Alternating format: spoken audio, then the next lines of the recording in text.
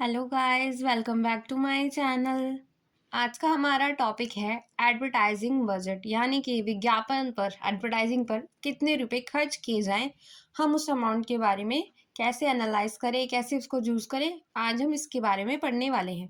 क्योंकि अगर हम कोई भी एडवर्टाइजमेंट कर रहे हैं, हमें अपना बजट भी देखना होगा। हम ज़्यादा खर्च नहीं कर सकते और ऐसा भी नहीं कर सकते कि हम अपने प्रोडक्ट का एडवर्टाइजिंग ना करें और फिर सेल भी ना हो पाए। तो इसके लिए एडवर्टाइजिंग बजट की नॉलेज होना ज़रूरी है। विज्ञापन बजट एक नियोजित राशि है जिसे कंपनी अपने उत्पादों या सेवाओं के प्रचार के लिए आवंटित करती है। इसमें मीडिया खरीद, रचनात्मक विकास, उत्पादन और अभियान प्रबंधन से संबंधित लागतें शामिल हैं।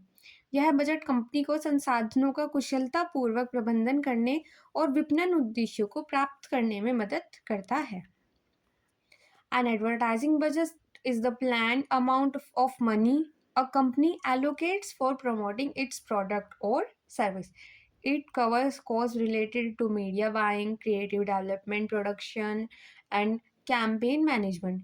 This budget helps company manage resources efficiently and achieve marketing objectives. यानी कि हम क्या करें, अपने गोल को भी अचीव कर पाएँ और हम अपने बजट में रहें। यानी कि हमारे ऐसे ना हो कि हमारे बहुत ज़्यादा पैसे लग चुके पर उतना कुछ फ़ायदा नहीं हुआ। हर चीज़ एनालाइज़ करके कि कितनी उस प्रोडक्ट की वैल्यू है, कितना हम उस पे खर्च कर सकते हैं और क्या हमें एडवर्टाइज़िंग की ज़रूरत है तो कितनी मात्रा में है। उस सब के को करने के लिए हम एडवर्टाइज़िंग बजट को एनालाइज़ करते हैं। अब क्या-क्या फैक्टर्स हैं जो हमारे बजट को प्रभावित करते हैं? The major factors affecting the advertising budgets की क्या-क्या हमारे फैक्टर है। नंबर 1 आता है category of product in the product life cycle, यानी कि जब वो हमारा आपने पढ़ा होगा प्रोडक्ट लाइफ साइकिल की हमारे इसकी स्टेजेस होती हैं, तो उसमें क्या चल रही है।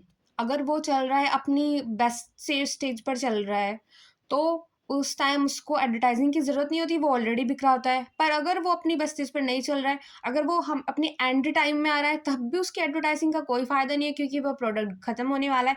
बट अगर अभी उसको ग्रोथ की ज़रूरत है, तब हम उसकी स्टेज के अकॉर्डिंग उस पे अपना बजट डिसाइड करेंगे कि हम उस पे भी कितने पैसे खर्च करें कि भाई अभी वो बढ़ेगा, अभी उसकी सेल ज़्यादा होने के चांसेस हैं, तो उस पे प्रोडक्ट पे खर्च किया जाएगा। पर अगर हमें पता है कि हमारे प्रोडक्ट का एंडिंग टाइम आ चुका है, हमारा प्रोडक्ट अब मार्केट में नहीं बिक सकता, तो उस पर एडवर्टाइजिंग करना बेकार होगा। उसके बाद आता है market share of the product, यानी कि उत्पाद का बाजार में कितना हिस्सा है, वो कितने एरिया को कवर कर रहा है। मान लिया हमारा प्रोडक्ट, हम बहुत सारे प्रोडक्ट्स बेचते हैं पर हमारा एक पर्टिकुलर सिर्फ हमारे मार्केट में 1% बिक रहा है, जबकि हमारे पास उससे ज़्यादा परसेंटेज पे प्रोडक्ट्स अवेलेबल हैं जो मार्केट में बिक रहे हैं। पर अगर हमने सारे पैसे उसी पे खर्च कर दिए, तो हम उनको बैलेंस नहीं कर पाएंगे और चीज़ों के लिए एडवर्टाइजिंग नहीं कर पाएंगे। तो उसके लिए कि उस प्रोडक्ट को हम कितने एरिया तक पहुंचा पा रहे हैं या फिर उसकी मार्केट शेयर कितना है, उसके अकॉर्डिंग भी हम अपना बजट डिसाइड करेंगे। फिर आता है पॉसिबिलिटी ऑफ प्रोडक्ट सब्सटीट्यूशन, उत्पाद प्रतिस्थापन की संभावना कि क्या हमारे उस प्रोडक्ट से रिलेटेड कोई सब्सटीट्यूट प्रोडक्ट आ चुका है। फिर हम एडवर्टाइजिंग पर ध्यान देते हैं ताकि लोग सब्सटीट्यूट होने के बाद भी हमारे प्रोडक्ट को पसंद करें। हम उन तक बेनिफिट्स पहुंचाते हैं, हम उनको बताते हैं कि इससे क्या फ़ायदा है। तो अगर उनकी सब्स्टिट्यूट आने की संभावना होती है, पॉसिबिलिटी होती है, तब भी एडवर्टाइजिंग का काफ़ी मेन काम होता है। उसके बाद नेचर ऑफ द प्रोडक्ट, कि उत्पाद की प्रकृति कैसी है, ये भी मैटर करता है।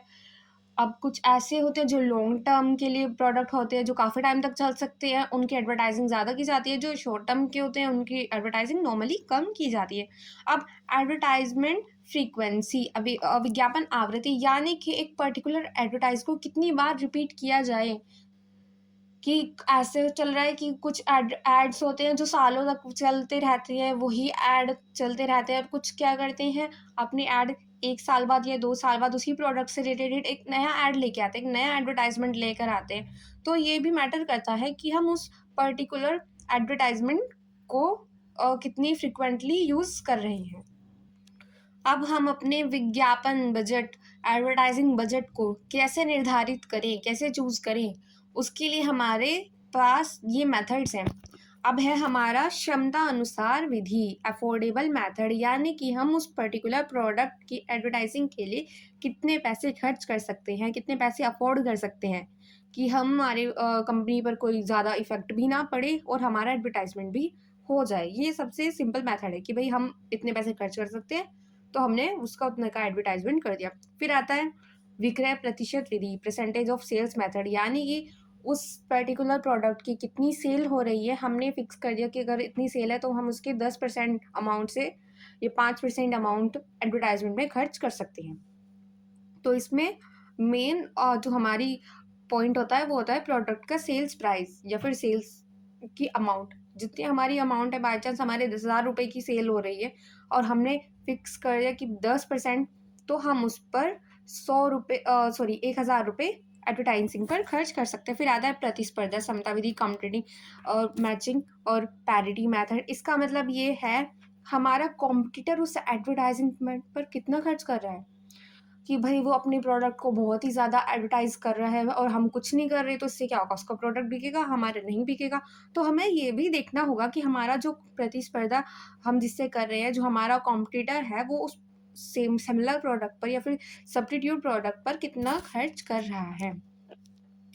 अब है लक्ष्य एवं कार्य विधि, यानी कि हमने एक अपना ऑब्जेक्टिव बना लिया है, हम उसके अकॉर्डिंग एडवर्टाइजिंग बजट डिसाइड कर रहे हैं एक पर्टिकुलर चीज़ के लिए। फिर आता है निवेश लाभ विधि, कि हमें उस पर कितना रिटर्न मिल रहा है, हमारी उस पर इन्वेस्टमेंट और कितनी है, कि हमने इतनी इन्वेस्टमेंट किया, हमें उस पर इतना रिटर्न मिल रहा है। और कि अगर हम एडवर्टाइजिंग पर 10% इन्वेस्ट कर रहे हैं अपनी किसी अमाउंट के बेस पे और हमें 10% या उससे ज़्यादा रिटर्न मिल रहा है, तो हम तब इस विधि को चूज़ करते हैं। पर अगर हमने इन्वेस्टमेंट कर रहे हैं ज़्यादा पर एडवर्टाइजमेंट से इतना प्रॉफिट नहीं हो रहा है, तो नॉर्मली फिर इसको यूज़ नहीं किया जाता। आई होप आपको क्लैरिटी हो गई हो कि क्या क्या मेथड्स हैं और क्या क्या हमारे मेन पॉइंट्स हैं, फैक्टर्स हैं एडवर्टाइजिंग बजट के। Thank you for watching.